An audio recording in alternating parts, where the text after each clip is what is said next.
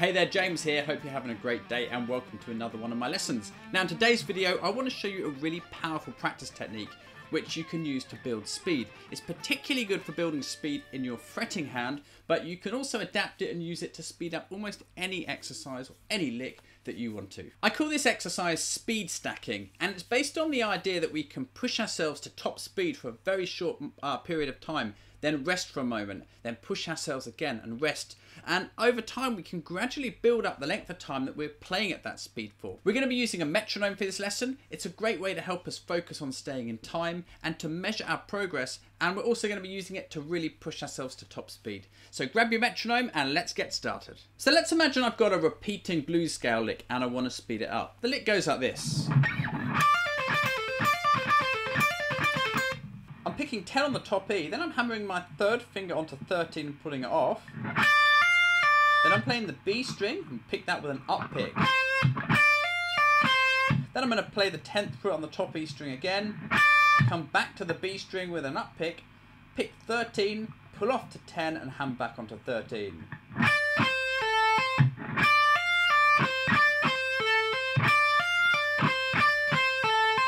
The speed stacking exercise works great with short repeating fragments like this, which you can loop round and round.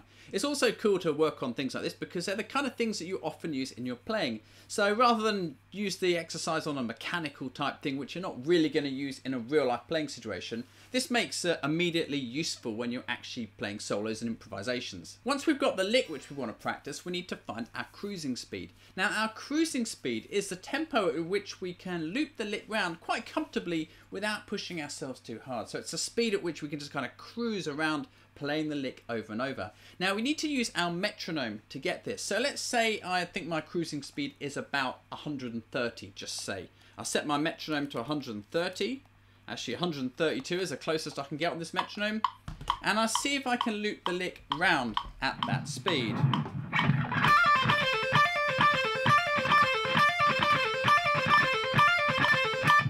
Okay, now I could probably go a little bit quicker than that, but it really doesn't matter because everyone's cruising speed is going to be different. Yours may well be much faster than that. So let's imagine that is my cruising speed, 132 beats per minute. So now what we do is we gradually push the metronome up until we find our breaking point. So we find the point of the tempo at which we can no longer loop the lick round. Maybe we're making mistakes or a lot of string noise, or we just can't get our fingers up to the speed we need.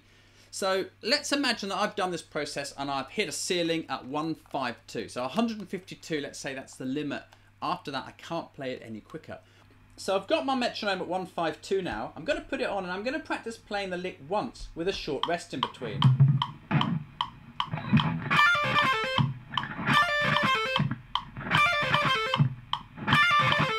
Now the little rest is very important because it gives us a chance to play it as well as we can and then reset and get ready to play it again. So instead of looping it round and round and it starts to go wrong, we're kind of refining the ability to play it faster with a short rest in between. So keep doing that for a little while.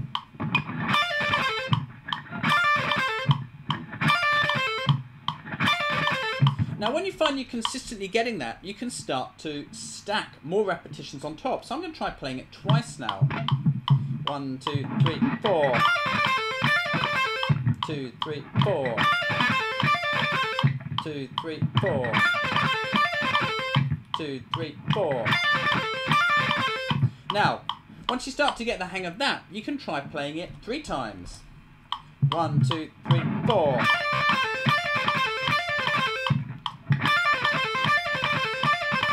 So we're gradually working up to looping it round. Once you can play it 3 times, try 4, try 5, and then start to see if you can just loop it round for longer and longer periods. In other words, when we do this, our cruising speed will start to go up. The tempo at which we can play the lick round and round will gradually increase. So we've made a bit of a breakthrough there with the top speed, but we don't want to stop there. We want to keep pushing it and pushing it. So the next thing to do is to repeat it up to the next notch at your metronome. So on mine, that's 160 beats per minute. So I do the exact same approach at that tempo. I start by playing it once with a gap.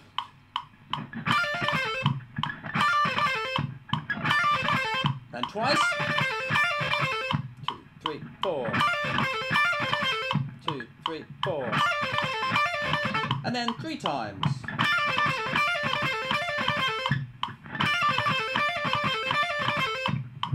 Then keep looping it round. See if you can play it 4, 5, 6 and even more times. So you're getting used to playing for longer periods of time at that tempo.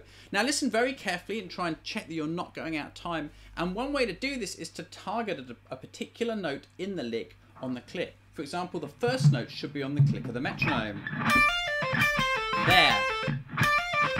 There. If that note is consistently falling right on the click, you know that you're staying in time in between.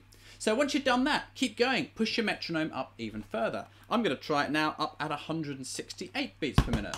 Play it once. Twice. And then 3 times.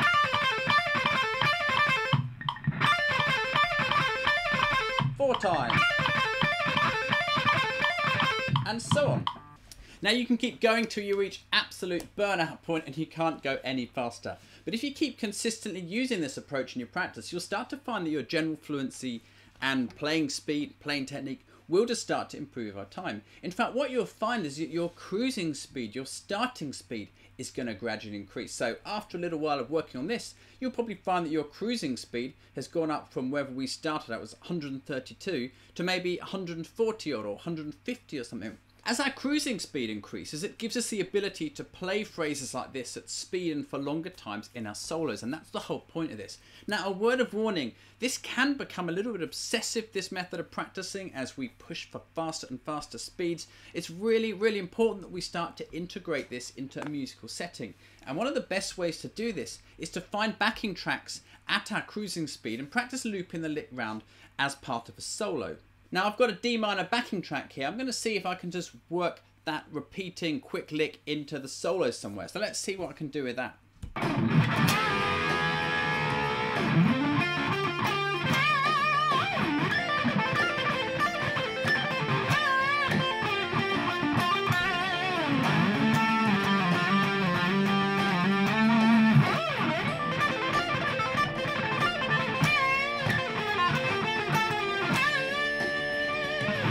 Okay, now that tempo wasn't 132 because I didn't have a backing track at that speed. That was faster, but you get the point. I'm trying to work what I've been practicing in the exercise into my solo, so it doesn't sit over here as something that I can do in the practice room, but I can't actually use it in my playing. Otherwise, there's not much point working on your speed. So that's how the speed stacking exercise works, but there's just a couple of important points I want to make.